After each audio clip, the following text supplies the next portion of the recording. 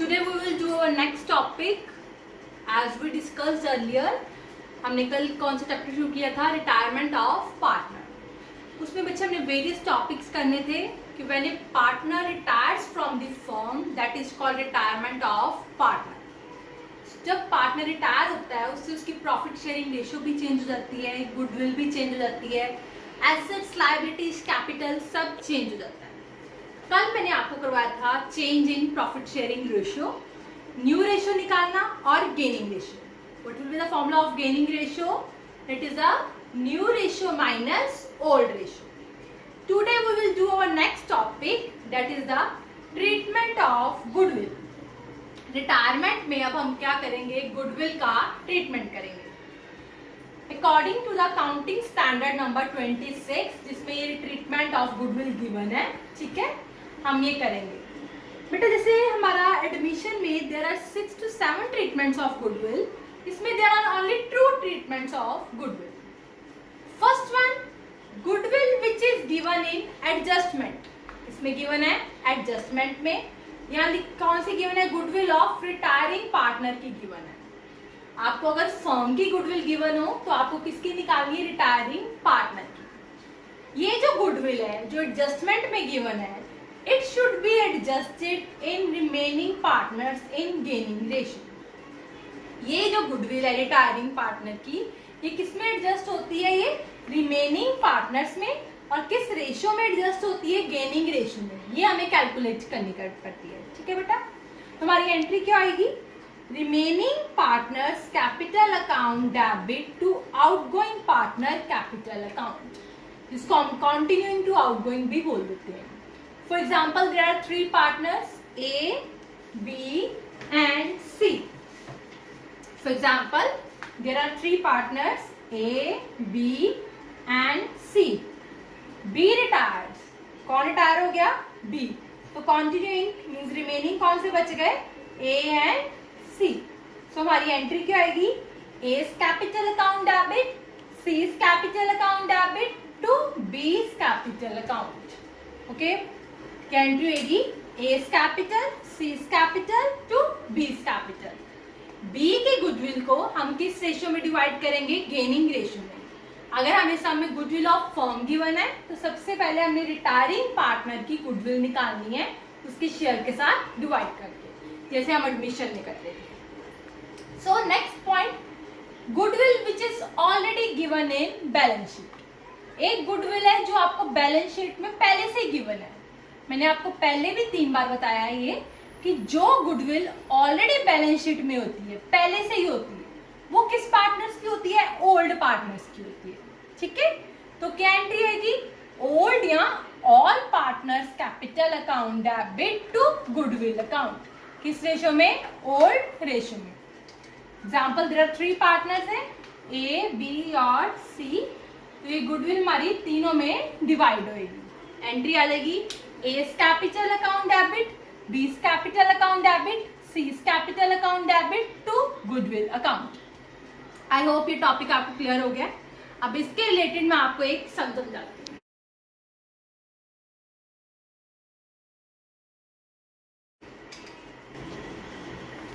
For example, R, S and M are partners sharing profits in the ratio of 3:2:1.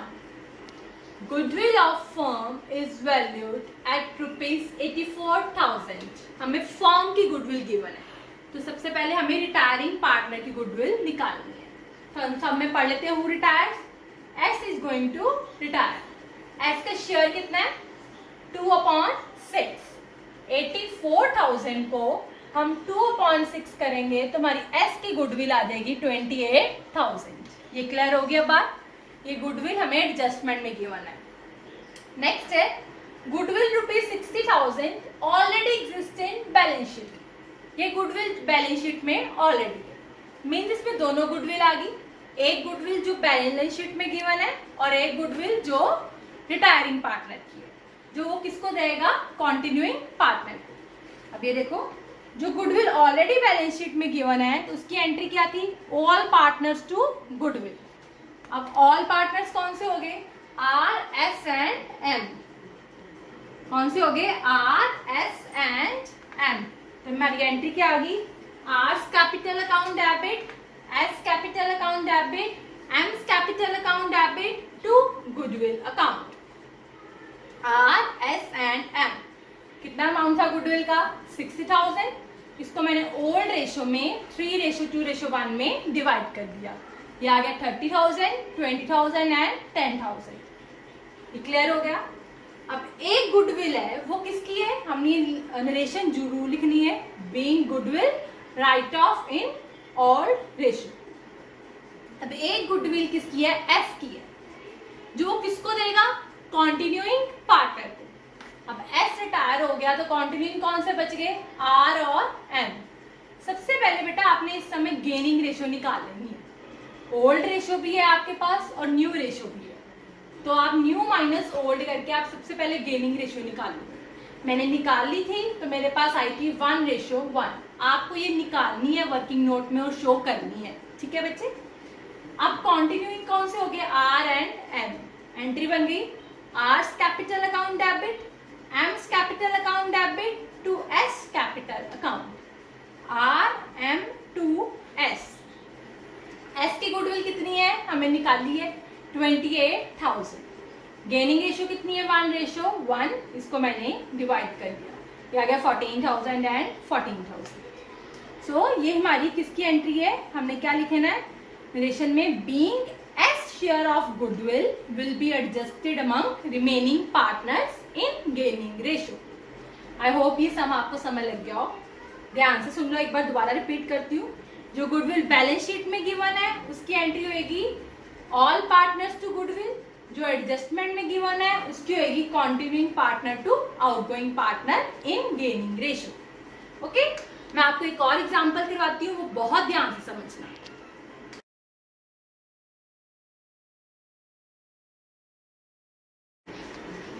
So girls, हम next example करते हैं। This is one of the most important sum. ये sum repeat भी होता है आपका काफी boards में, तो इसको बहुत ध्यान से केयरफुली सम को समझना, ठीक है? A, B and C are partners sharing profit in the ratio of 6:5:4. On 1st April, C retire. कौन रिटायर हो गया? C. And goodwill of firm was valued at rupees 90,000. Goodwill हमें किसकी गिवन है? 90,000 फर्म की गिवन है। हमें किसकी चाहिए? C की। 90,000 C का शेयर 4/15। ये मैंने किया 15 से 6 into 4 24,000 मेरे पास इसकी गुडविल आ गई C की। ये क्लियर हो गया आप थिंक आपको? ठीक है बेटा, जब भी आपने ये सम करना है ऐसा, सबसे पहले आपने गेनिंग रेशो निकालनी है, फिर नेक्स्ट हम एंट्री करेंगे, पहले एंट्री नहीं करेंगे, ठीक है? And new profit sharing ratio आपको गिवन है, दैट इज 11:4। ओल्ड रेशो भी गिवन है और न्यू रेशो भी गिवन है, तो हमें गेनिंग रेशो निकालनी पड़ेगी। जैसे सैक्रिफाइसिंग का होता था ना कि अगर दोनों रेशो गिवन हो तो हमें सैक्रिफाइसिंग निकालनी पड़ती थी, वैसे ही इसमें होता है। अगर हमें दोनों रेशो गिवन हो तो हमें new profit sharing ratio given हो तो हमें गेनिंग निकालनी पड़ेगी। अगर सपोज करो न्यू प्रॉफिट शेयरिंग रेशो में गिवन ना होती तो सी रिटायर हुआ है, तो न्यू रेशो हमारी क्या बन जानी थी? 6:5। तो यही हमारी गेनिंग रेशो होगी 6:5। बट अगर हमें न्यू रेशो गिवन है तो हमें गेनिंग रेशो भी निकालनी पड़ेगी। ये सेम वही केस है जैसे सैक्रिफाइसिंग में होता है। सो हमने ए इज गेनिंग। गेनिंग का formula new ratio minus old ratio. New कितना है? 11/15। ओल्ड कितना है? 6/15। तो मेरे पास कितना आ गया? 5/15। ऐसे मैंने बी का गेन निकाला 4/15।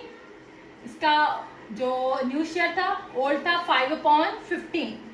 ये आ गया मेरे पास, please look at this carefully, ये आ गया मेरे पास -1/15।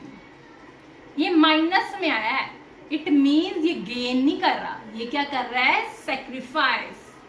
मैंने यहाँ पे ऊपर क्या लिखा? गेन कर रहा है, और ये क्या कर रहा है? ये नेगेटिव आया तो ये क्या कर रहा है? सैक्रिफाइस।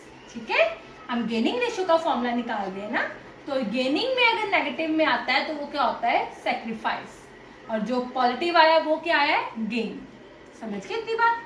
अब आपने एंट्री कैसे करनी है, देखो मेरी बात ध्यान से। अगर सपोज करो आपका नेगेटिव ना आता तो आपकी एंट्री थी continuing to outgoing, means continuing कौन से है, A and B, A is capital, B is capital to C is capital, यही एंट्री होनी थी। अगर सपोज करो आपका नेगेटिव ना आता तो आपकी एंट्री क्या होनी थी गर्ल्स, ए बी टू सी, ये होनी थी। बट इस दोनों में से एक नेगेटिव आ गया, कौन सा नेगेटिव आ गया, बी, बी नेगेटिव आ गया। अब बी सेक्रीफाइस कर रहा है, बी भी किसको दे रहा है, ए को। सो याद रखना जो भी चीज नेगेटिव आ जाती है फिर उसका रिवर्स हो जाता है। अब बी डेबिट नहीं होगा, अब बी क्या होगा, क्रेडिट होगा।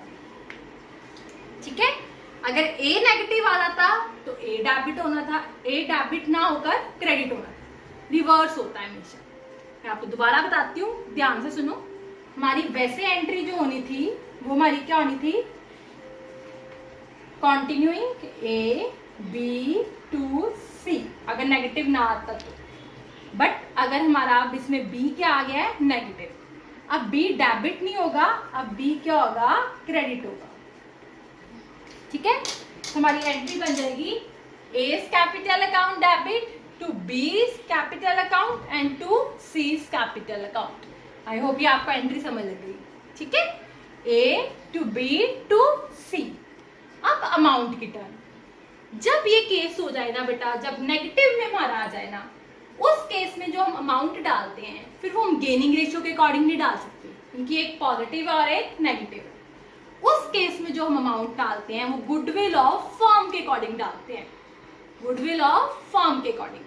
देखो कैसे, जैसे ए का कैसे निकालेंगे, गुडविल ऑफ फर्म कितनी है, 90,000 इंटू ए का गेनिंग कितना है, 5/15, 90,000 इंटू 5/15, ये कितना आ गया, 30,000। ठीक है, बी का कैसे निकालेंगे, 90,000 इंटू बी का शेयर कितना है, 1/15, ये आ गया 6,000। ठीक है, सी का कैसे निकालेंगे, सी का गेन तो नहीं है, सी का शेयर हमें गिवन है जो हमने उधर निकाला था, 4/15, ये कितना आ गया, 24,000। जब आपको नेगेटिव में आ जाए उस केस में आपने गुडविल की एंट्री, आपको लग गया पता, जो पार्टनर डेबिट हो उसको क्रेडिट कर देना है। और हमने अमाउंट कैसे कैलकुलेट करना है, गुडविल ऑफ फर्म के अकॉर्डिंग, गुडविल ऑफ फर्म को हमने इसमें डिवाइड करना है। Okay, thank you. अगर इस बात को बहुत, इस क्वेश्चन को ध्यान से करना, rather than if you have any query then you can contact me. Thank you.